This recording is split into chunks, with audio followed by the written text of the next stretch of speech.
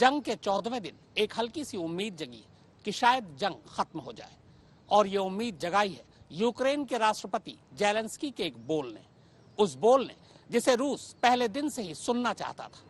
दरअसल अमेरिका की अगुवाई वाले 30 देशों के समूह नेटो की बेवफाई को देखते हुए जेलेंस्की ने अब कहा है कि वो नेटो के साथ नहीं जुड़ेंगे, और रूस बस यही सुनना चाहता था।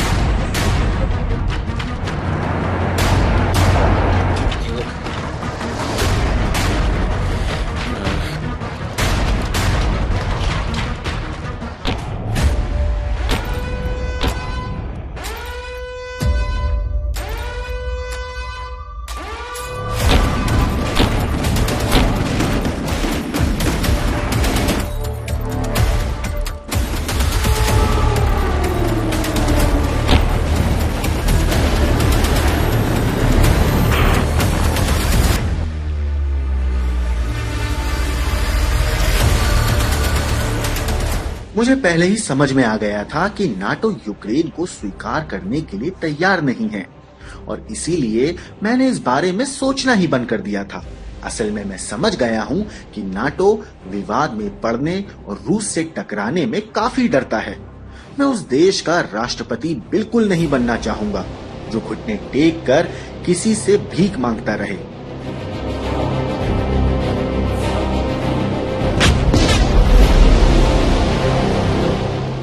पिछले 2 हफ्ते से जारी भीषण बमबारी और धमाकों के बीच आखिरकार यूक्रेन के राष्ट्रपति ने वो बात कह ही दी जो रूस सुनना चाहता था। जेलेंस्की ने कह दिया कि अब वो नेटो की सदस्यता की मांग नहीं करेंगे, बल्कि आगे से एक तटस्थ यानी निर्गुट देश के तौर पर ही रहना चाहेंगे। जेलेंस्की के इस बयान को कुछ लोग उनकी हार के तौर पर देख रहे हैं, तो कुछ का कहना है कि अब यूक्रेन और रूस के बीच जारी ये जंग थम जाएगी।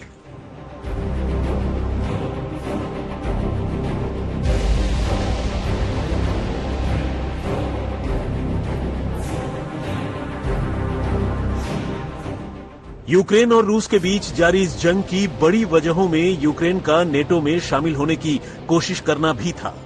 जेलेंस्की लगातार न सिर्फ इस जिद पर अड़े थे, बल्कि जब से रूस ने उनके देश पर हमला किया था, वो अमेरिका समेत तमाम नेटो मुल्कों को सदस्यता देने के लिए ललकारने भी लगे थे। लेकिन अब 14 दिनों के बाद आखिरकार उनकी आवाज धीमी पड़ गई। जेलेंस्की ने एक मीडिया ग्रुप से बातचीत में कहा कि वो यूक्रेन के उन 2 प्रांतों के बारे में भी बातचीत करने को तैयार हैं जिन्हें रूस ने आजाद घोषित कर दिया था।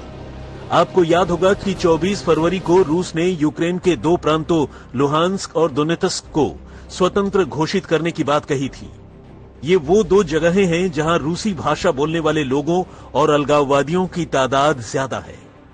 अमेरिका के एबीसी न्यूज को दिए गए एक इंटरव्यू में वोलोडोमिर जेलेंस्की ने कहा, मुझे पहले ही समझ में आ गया था कि नाटो यूक्रेन को स्वीकार करने के लिए तैयार नहीं है, और इसीलिए मैंने इस बारे में सोचना ही बंद कर दिया था।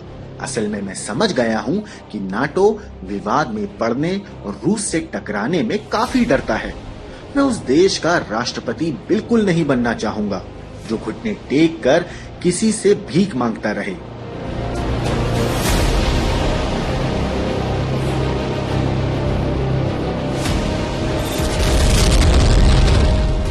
रूस जिन वजहों से यूक्रेन से खफा है, उसमें उसके नेटो में शामिल होने की कोशिश करने की बात सबसे अहम थी। असल में रूस को इस बात का डर था कि अगर नेटो की सेनाएं यूक्रेन तक आ गई तो फिर वहां से मॉस्को ज्यादा दूर नहीं है। ऐसे में पुतिन यूक्रेन पर हमले को भी रूस की सुरक्षा के लिए जरूरी बता रहे थे।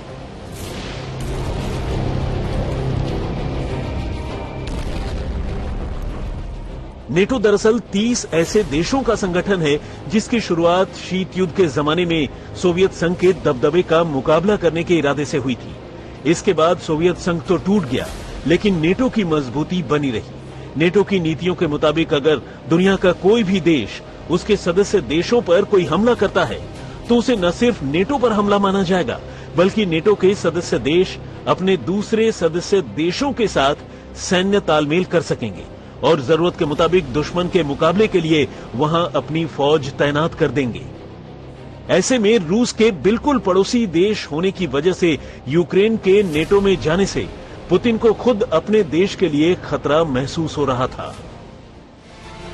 1991 तक यूक्रेन सोवियत संघ का हिस्सा हुआ करता था, पर 31 साल पहले जब सोवियत संघ के टुकड़े हुए तो यूक्रेन भी एक आजाद देश बन गया। हालांकि आजाद देश होने के बाद भी यूक्रेन रूस का हमदर्द बना रहा। यूक्रेन में ज्यादातर राष्ट्रपति वही बने जो रूस के दोस्त थे। ये सिलसिला 2013 तक चला। नवंबर 2013 में यूक्रेन के राष्ट्रपति विक्टर यानुकोविच के खिलाफ लोगों का गुस्सा फूट पड़ा।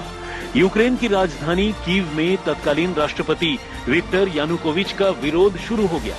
यानुकोविच को रूस का समर्थन था, जबकि अमेरिका, ब्रिटेन प्रदर्शनकारियों का समर्थन कर रहे थे। फरवरी 2014 में यानुकोविच को देश छोड़कर भागना पड़ा और अब यूक्रेन में पहली बार रूस विरोधी सरकार आ गई।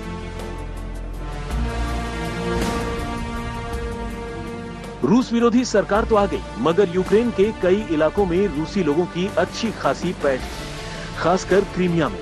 क्रीमिया के लोगों ने यूक्रेन का विरोध और रूस का समर्थन शुरू कर दिया। इसका फायदा रूस को मिला। विरोधियों की मदद से रूस ने 2014 में ही क्रीमिया पर हमला कर उस पर कब्जा कर लिया। बस तभी से दोनों देशों में तनाव बना हुआ है। 2014 से लेकर अब तक क्रीमिया में रूस समर्थक विद्रोहियों और यूक्रेन की सेना के बीच जारी लड़ाई में 14,000 से ज्यादा लोग मारे जा चुके हैं। क्रीमिया वही प्रायद्वीप है जिसे 1954 में सोवियत संघ के सर्वोच्च नेता निकिता ख्रुश्चेव ने यूक्रेन को तोहफे में दिया था। 1991 में जब यूक्रेन सोवियत संघ से अलग हुआ तो कई बार क्रीमिया को लेकर दोनों के बीच तनातनी होती रही, मगर इस बार की सारी तनातनी यूक्रेन की यूरोप और अमेरिका के साथ बढ़ती नजदीकी और अमेरिका की अगुवाई वाली 30 देशों के संगठन नेटो का सदस्य बनने की कोशिश की वजह से है। दरअसल बेलारूस और यूक्रेन को छोड़कर रूस की सरहद से लगे ज्यादातर देश नेटो के सदस्य हैं। यूक्रेन की तो 2295 किलोमीटर लंबी सीमा रूस से लगती है। अब अगर ऐसे में यूक्रेन नेटो में शामिल हो जाता है तो इसका सीधा मतलब यह होगा कि रूस की सरहद तक अमेरिकी फौजें पहुंच जाएंगी। रूस चाहता है कि यूक्रेन नेटो या यूरोपियन यूनियन के साथ कोई रिश्ता न रखे। 2014 के बाद से ही यूक्रेन अमेरिका के नेतृत्व वाले सैन्य संगठन नेटो का मेंबर बनना चाहता है। असल में रूस इस बात से नाराज है कि यूक्रेन की वजह से अमेरिकी सेना और बाकी दुश्मन देश उसकी सीमा तक पहुंच सकते हैं। पिछले कई साल से अमेरिकी सेना के अधिकारी लगातार यूक्रेन का दौरा कर रहे हैं। कई बार तो अमेरिकी सैनिकों को यूक्रेन और रूस की सीमा पर भी देखा गया है। रूस इसे बहुत बड़े खतरे के तौर पर देखता है। यूक्रेन ने रूस से हिफाजत के नाम पर अमेरिका से बड़ी तादाद में हथियार और गोला बारूद खरीदे हैं। यूक्रेन की आबादी का लगभग छठा हिस्सा रूसी बोलने वालों का है। ऐसे में रूस का दावा है कि यूक्रेन में इन लोगों की सुरक्षा को भी खतरा है। लेकिन अब इस कहानी में कई मोड़ आ चुके हैं। यूक्रेन पर किए गए रूसी हमले और उससे मची तबाही की अपनी अलग ही कहानी है। दोनों देशों के बीच चल रही जंग का 14वां दिन चल रहा है। जंग के बीच दोनों देशों के प्रतिनिधियों की 3 दौर की बातचीत भी हो चुकी है, लेकिन कोई खास नतीजा नहीं आया। इसी जंग की वजह से अब तक 17 लाख लोग यूक्रेन छोड़कर भागने को मजबूर हो चुके हैं। ऐसे में अब ज़ेलेंस्की का बयान जंग थमने की उम्मीद जगा रहा है। उधर अमेरिकी जासूसों ने कहा है कि रूस यूक्रेन पर किए गए हमले को बेशक एक मिलिट्री ऑपरेशन बताता हो, लेकिन पुतिन इसे एक जंग के तौर पर ही देखते हैं और वो इसे किसी भी कीमत पर हारना नहीं चाहते। यही वजह है कि जंग से हो रही तबाही को अनदेखा कर वो लगातार हमले तेज कर रहे हैं।